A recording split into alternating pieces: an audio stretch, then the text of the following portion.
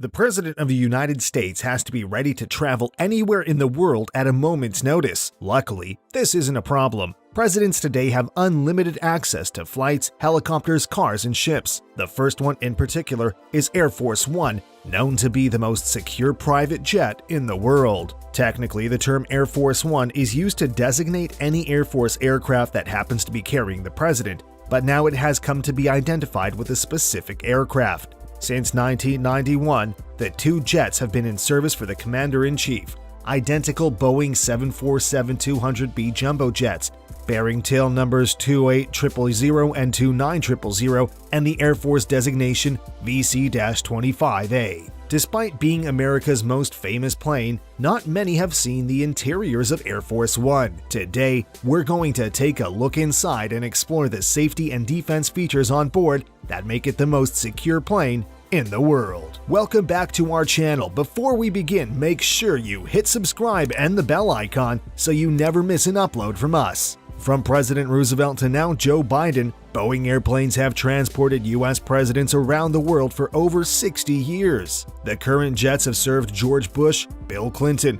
Barack Obama, Donald Trump, and it is now being used by President Joe Biden. In the event of the plane being used by the Vice President, the plane is called Air Force Two. The planes are based in Andrews Air Force Base in Maryland near Washington, D.C., and are assigned the 89th Airlift Wing of the Air Force's Air Mobility Command. The idea to designate a specific military aircraft to transport the U.S. President first came up in 1943, when officials of the United States Army Air Forces, the predecessor to the U.S. Air Force, became concerned that the president was relying on commercial airlines for travel. This, of course, was a huge security risk.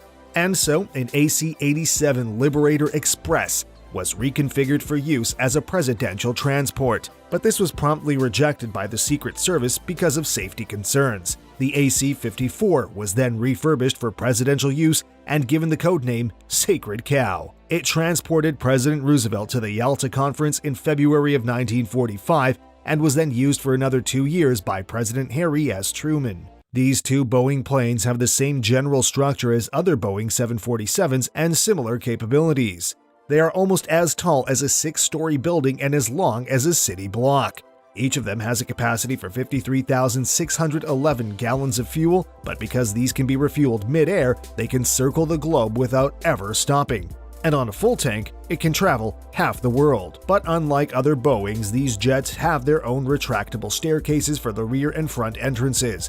The stairways open to the lower deck, and crew members and the staff use internal staircases to access the other floors.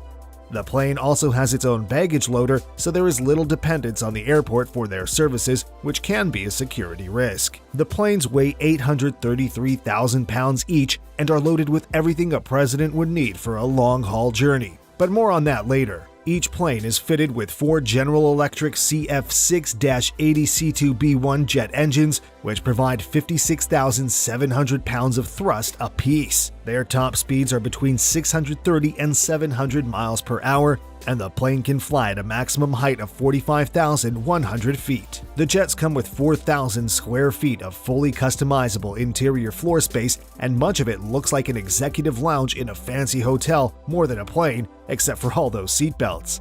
Like any Boeing, the Air Force One has 3 decks, and you can enter them through 3 doors. We have all seen footage and pictures of presidents past wave regally before ducking to enter the plane from the front entrance. Well, there is reportedly another rear entrance, which is specifically for journalists and other officials to enter the aircraft. It takes them directly to the middle floor, where there's a press room.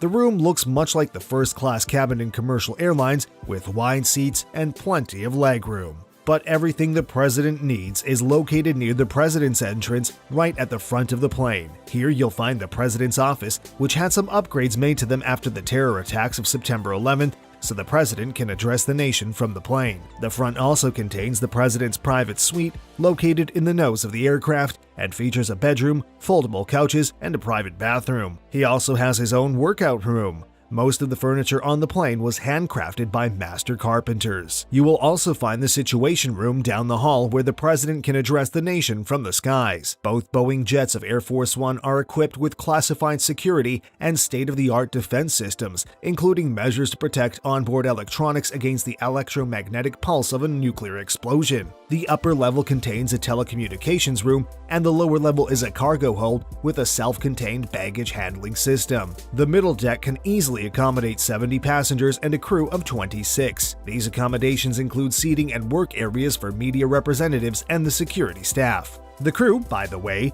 isn't your run-of-the-mill air stewards and pilots. Everyone on board has been vetted to the highest military standards and only then allowed to work in such close quarters with the commander-in-chief. It's rare to get a look inside, but in 2015, ABC News did get to tour the jet and show the world how the American president travels. The hangar where the plane rests also features a professional chef's kitchen where military chefs prepare the president's meal. They ensure the safety of the food by sourcing ingredients from crew members who go shopping in disguise at randomly selected grocery stores. After the food is cooked, it's vacuum sealed in the provided containers, and from there, it doesn't leave the sight of the security personnel. There are 2 more kitchens inside the actual aircraft where chefs prepare gourmet meals for up to 100 people at a time, and they regularly carry enough food to produce 2,000 meals just in case. The plane also comes with a cabin that can be transformed into a medical facility.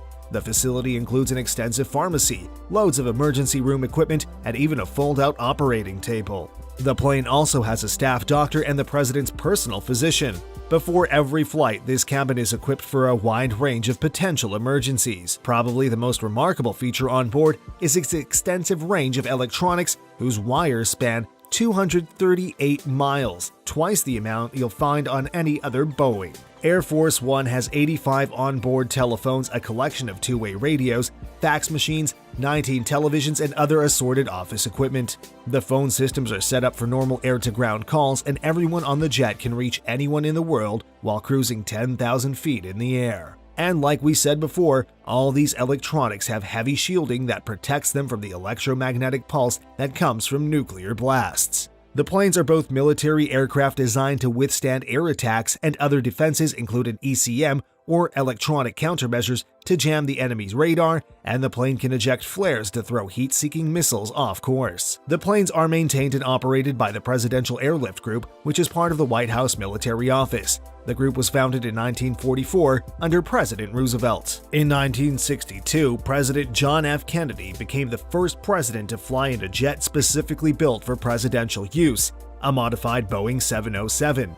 Over the years, several other jet aircraft have been used, with the first of the current aircraft being delivered in 1990 during the administration of President George H.W. Bush. Now, about 34 years later, in 2024, we're due to get another impressive set of Boeing aircraft, which President Biden will be the first to use. The brand new $5.3 billion planes will see upgrades in defenses, furnishings, and the paint job thanks to former President Trump. Most of the information is classified, but we do know the new jets will have General Electric's modern jet engines, which are much more advanced than what the current Air Force One jets have. These new engines will be more fuel efficient and will save taxpayers $1.9 billion in fuel.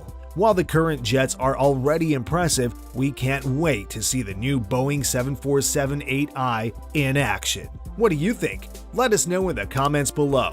If you enjoyed this video, give us a like and check out more videos on tech on the Simply Tech channel. Thanks for watching, and we'll see you next time.